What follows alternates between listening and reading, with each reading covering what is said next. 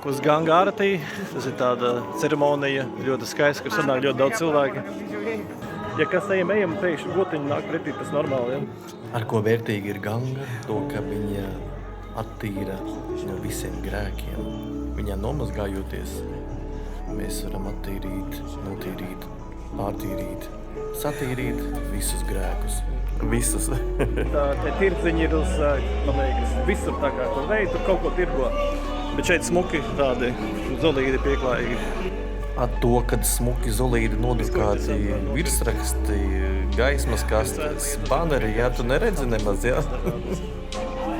Esam pāri tiltam jau, un tad tālāk vēl viens tilts. Redzams, mūzika arī skan. Tad ejam tālāk. Precīzāk, viens tirgus beidzās, iet tālāk nākamais. Augļus daudz dažādas var nopirkt arī mandarīni, vīnogas. Ak, jau, un atkal baneri neredzi, nu kas par lietu? Un te ir vakara pasākumi, principā katru dienu, cauru gadu. Ļoti interesants. Ar mūziku. Tāds tradicionāls indiešu. Jo lēnām sākās, pēc kādām 15 minūtēm sāksiet, cilvēki lēnām arī sanāk. Ir svētdienas paredzēts. Kā jau minēju, Ganga notīra, satīra, patīra, attīra, pārtīra. Un kā arī viņa dod aizsardzību, līdzīgi kā mamma, tāpēc arī Ganga tika uzskatīta par mammu, jau tiek godināta kā mamma. Mjau.